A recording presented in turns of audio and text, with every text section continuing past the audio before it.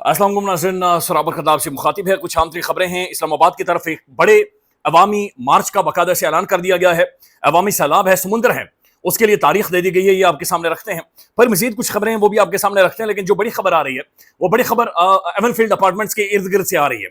यानी वहां पर गोरे गोरियां, उनकी जिंदगी हराम हो गई है, उनके बच्चों की जिंदगी हराम हो गई है। ना नींद पूरी हो पाती है, ना जाग पाते हैं, ना सो पाते हैं, ना काम पर जाग पाते हैं, उनके कान फटते हैं। वहां पर रोला पड़ा हुआ है, चोर चोर चोर, डाकू डाकू डाकू। यहां पर आगे मियां नवाज शरीफ साहब पाकिस्तान के 3 दफा के वजीर आजम हैं। ये आज पिछले दरवाजे से इंटर होते हुए पकड़े गए हैं। लिटरली वो सोशल मीडिया पर वीडियोस मैसिवली वायरल हैं। अब बदकिस्मती ये है, या एक अफसोसनाक बात यह कि पाकिस्तान में इन्होंने ऐसे कवानीन बना दिए हैं कि ऐसी कोई भी हरकत जब शरीफ खानदान के साथ हो तो आप पर केसेस कर दिए जाते हैं, ताकि आप इस खबर को भी रिपोर्ट ना करें, ताकि इस खबर के बारे में आप बातचीत भी ना करें। यानी जो कुछ हो रहा है आप उसे देखें, लेकिन उस पर आपने बातचीत नहीं करनी। ये बड़ा अफसोसनाक पहलू है। लेकिन वहां पर जो रिएक्शन लंदन के अंदर आया है, जो एवनफील्ड अपार्टमेंट्स के इर्द गिर्द आया है, मैं आपको वीडियो दिखाऊंगा। वहां पर गोरी वाकतन जाकर पुलिस वाले से पूछ रही है हो क्या रहा है, और बता रहा है कि जनाब ये पाकिस्तान के साबिक वज़ीर आज़म साहब है, और लोग, इनकी अवाम या पाकिस्तानी डायस्पोरा ये समझता है कि इन्होंने उनके पैसे खाए हुए हैं, इन्होंने चोरी की हुई है, और पिछले दरवाजे से मियां नवाज शरीफ साहब इंटर हो रहे हैं। अंदाजा लगा लें, यानी ये गोरे गोरियां काम करते हैं, ये मेहनत की कमाई खाते हैं, आगे पीछे जाते हैं, इनके बच्चे स्कूल जाते हैं, तो इनकी जिंदगी बिल्कुल हराम हो गई है। ना ये सो पाते हैं, ना इनके सोने का टाइम है, ना जागने का टाइम है। आने वाले टाइम में हो सकता है ये लोग खुद दरखास्तें जाकर दे दें कि मियां साहब बेशक पैसे हमसे ले लें, लेकिन ये अपार्टमेंट्स कहीं शिफ्ट कर दें, यानी कहीं और लेकर जाएं, हम थोड़े पैसे ऊपर दे देंगे, यानी 4 पैसे 100 200 ऊपर दे देंगे, लेकिन यहां से आप लेकर जाएं। मैं आपको कुछ एक वीडियोस दिखाता हूं, और ये मैसिवली सोशल मीडिया के ऊपर वायरल है। अब ये आप सबसे पहले वीडियो देखें। ये तो वो वीडियो है जो बाकायदा से गोरी आकर पुलिस वाले से पूछ रही है कि यहां पर हो क्या रहा है, किस चीज का ये रोला पड़ा हुआ है, और अपने कानों में उंगलियां ठोंस रही है, उंगलियां ठोंस रही है कि कानों के पर्दे फट रहे हैं। पूछ रही है क्या हो रहा है, बता रहा है कि वो असल में रोला पाकिस्तान का है, धमड़ी का है, माल का है, पैसे का है। और देखें वो चीख रही है बेचारी। अब मजीद जो वीडियोस आ रही हैं, जो सोशल मीडिया पर आ रही हैं और मुख्तलिफ जो वायरल हैं, वो बहुत खौफनाक है।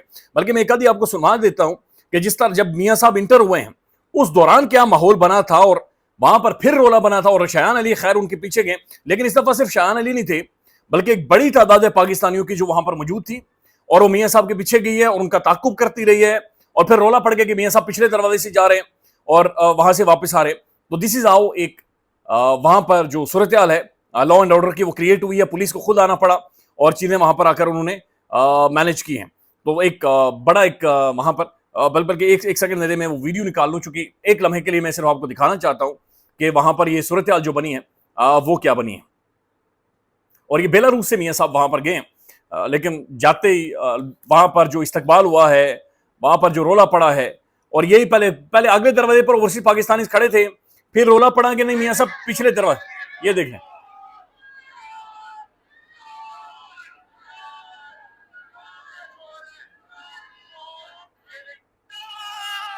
अब ये पाकिस्तान के जो साबिक वज़ीर आज़म हैं मियां मोहम्मद नवाज शरीफ साहब, ये एक पॉलिटिकल डायनेस्टी है, एक सियासी खानदान है, एक लंबे अरसे से पाकिस्तान में रूल कर रहा है। लेकिन आज इनके हालात ये हो गए हैं कि ये पब्लिकली या इस तरह से अवाम को फेस नहीं कर सकते, अवाम में जा नहीं सकते।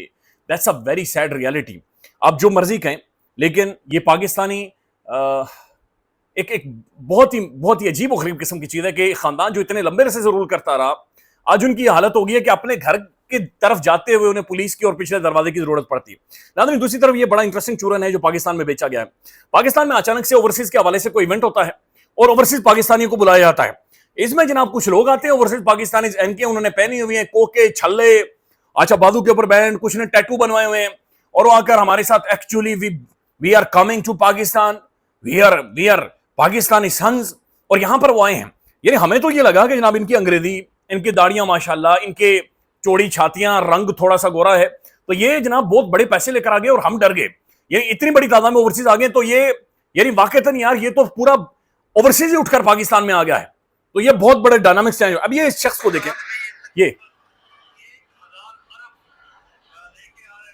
अब ये जो कह रहे हैं, इनका कहना है कि हम 1000 अरब रुपए पाकिस्तान लेकर आ रहे हैं।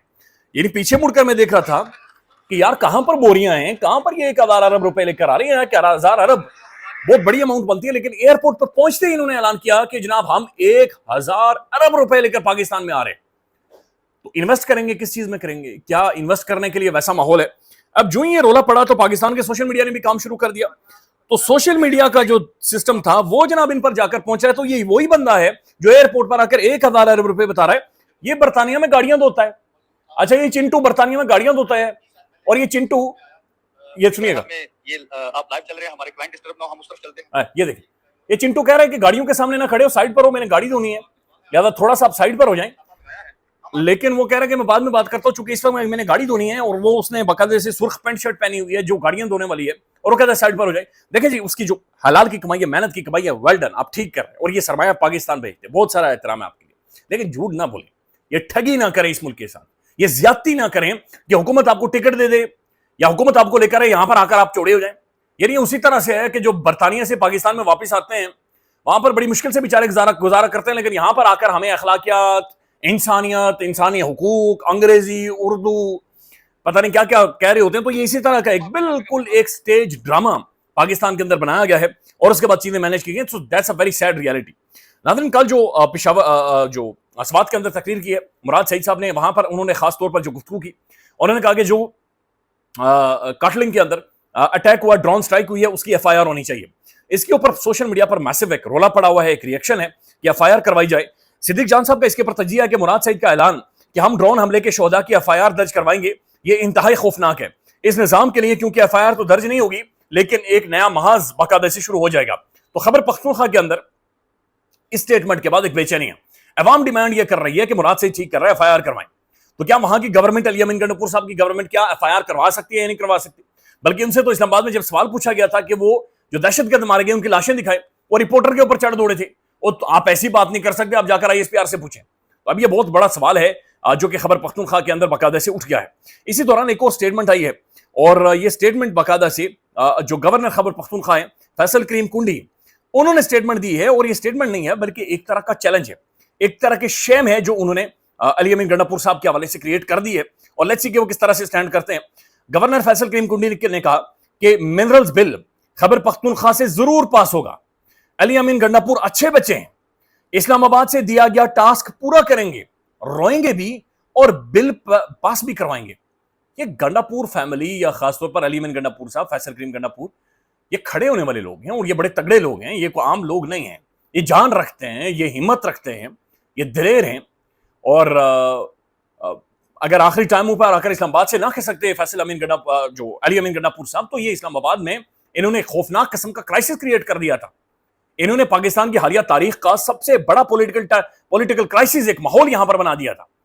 لیکن اب اس طرح سے گورنر کا چیلنج کرنا اور پھر یہ کہنا کہ گنڈاپور صاحب اچھے بچے ہیں, اسلام آباد کا دیا گیا ٹاسک پورا کریں گے, اور دس از ہاؤ چیزیں آگے جائیں گی. تو لیٹس سی کہ چیزیں کس طرف جاتی ہیں, لیکن جو منرلز ایکٹ اور یہ جو قوانین ہیں یہ بہرحال بیچ میں پھنس چکے ہیں, اور چیزیں مزید خراب ہوتی جا رہی ہیں. ناظرین ایک اور ڈیولپمنٹ ہوئی ہے, اور یہ تحریک تحفظ آئین کی جانب سے باقاعدہ سے اعلان کر دیا گیا ہے کہ 20 تاریخ کو وہ اسلام آباد میں جلسہ کریں گے.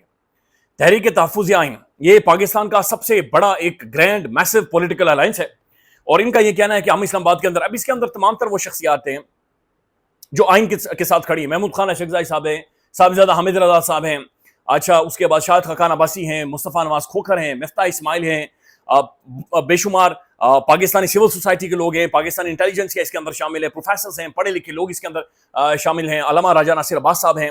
تو یہ میسو گرینڈ پولیٹیکل الائنس ہے, ان کی جانب سے یہ اعلان کیا گیا کہ ہم اسلام آباد میں جلسہ کریں گے. اس کے اندر ظاہر تحریک انصاف بھی شامل ہوگی, اور اس کے اندر تحریک انصاف کا جو ووٹر سپورٹر ہے میسو وہ بھی آئے گا, تمام تر باقی پولیٹیکل پارٹیز کا بھی آئے گا. تو یہ ایک بہت بڑا ٹیسٹ ہونے والا ہے, ایک بہت بڑا ماحول اسلام آباد کے اندر بننے والا ہے, اور 20 انہوں نے تاریخ دے دی ہے. تو آنے والے سوچیں کہ ہفتے ڈیڑھ کے اندر یہ اسلام آباد کے اندر سب سے بڑا ایک میسو عوامی اجتماع, اور یہاں سے شاید سچویشن پاکستان کے اندر آپ بنتے ہوئے دیکھیں گے. ناظرین بلوچستان کے حوالے سے بھی کچھ ریئیکشن ہے. بلوچستان میں ابھی بھی لکپاس کے اوپر ایک پروٹیسٹ جاری ہے, احتجاج جاری ہے. اس کے حوالے سے بھی اختر مینگل صاحب نے ایک ٹویٹ کیا ہے, وہ لکھتے ہیں why is the establishment hiding behind its proxies Pakistan Peoples Party and P M L N to hold press conferences painting me as a traitor and blaming me for the country's problem. Would not it be more straightforward if the ISPR came forward and addressed the nation directly? وہ کہہ رہے ہیں کہ جناب یہ جو government ہے پی M L N کی اور پاکستان پیپلز پارٹی کی, یہ پریس کانفرنسز میں مجھے ملک مخالف کہتے ہیں, تو یہ اس کے پیچھے اسٹیبلشمنٹ ہے. ان کا یہ کہنا ہے کہ بہتر طریقہ یہ ہوگا کہ خود سامنے آ جائیں اور آئی ایس پی آر صاحب خود آ کر مجھے کہیں کہ میں غدار ہوں اور میں ملک مخالف ہوں. دیکھیں مسئلہ یہ ہے کہ ملک مخالف کوئی بھی نہیں, اور نہ تو کہنے والے ملک مخالف ہیں، نہ اختر مینگل صاحب ملک مخالف ہیں، نہ ہی پاکستان کے اندر کوئی ملک مخالف. یہ ایک نیوکلیئر اسٹیٹ ہے، یہ اس ملک کی جڑیں ہیں، اس کے ملک کی بنیادیں ہیں، لہٰذا کوئی بھی ملک مخالف نہیں ہے. اگر کسی کی ایسی سوچ بھی ہے، کوئی ایک آدھا اوپر بیٹھا ہوا ہے یا کہیں اور بھی بیٹھا ہوا ہے، اگر کوئی بھی ملک مخالف ہے تو پاکستان کو نہیں نقصان پہنچے گا. یہ ملک آگے بڑھے گا، یہ ملک ترقی کرے گا، یہ ایک نارمل اسٹیٹ بنے گی، یہاں پر حقوق ملیں گے، یہاں پر میرے اور آپ جیسے لوگوں کو نوکریاں ملیں گی، انشاءاللہ یہاں پر ٹورزم بڑھے گا، یہ چیزیں بہتر ہوں گی. لیکن اس طرح کے لیبلز یہ بڑی خوفناک چیز ہے. آزاد کشمیر سے ناظرین ایک اور خبر ہے، یہ باقاعدہ سے طلحہ شبیر ایک نوجوان ہے، اس کو اٹھا لیا گیا ہے کھنہ پل سے. اب یہ بڑی خوفناک صورتحال ہے چونکہ اسلام آباد کے اندر اور راولپنڈی کے اندر ایک میسو کشمیری تعداد ہے، ایک بہت بڑی تعداد میں کشمیری کمیونٹی یہاں پر موجود ہے. اور اس دوران ایک کشمیری نوجوان اور پھر جو ان کے والد ہیں سردار شبیر، یہ جوائنٹ عوامی ایکشن کمیٹی کے کور ممبر ہیں، اور آزاد کشمیر کے اندر جو سب سے بڑی ایک تعداد تاجروں کی ہے اس کو یہ ہیڈ کرتے ہیں، اس کے صدر ہیں. ان کے بیٹے کو اس طرح سے اٹھا دینا یہ بہت ساری خوفناک چیزوں کی طرف اشارہ کر رہا ہے. کشمیر میں جو ڈیبیٹ شروع ہو گئی ہے میں بیان نہیں کر سکتا، جو اس چیز کو لے کر گفتگو شروع ہوگی. اللہ کرے کہ بیٹر سینس پریویل کرے اور بچہ اپنے گھر پہنچ جائے. خیال رکھیے گا، اپڈیٹ کریں گے. اللہ حافظ.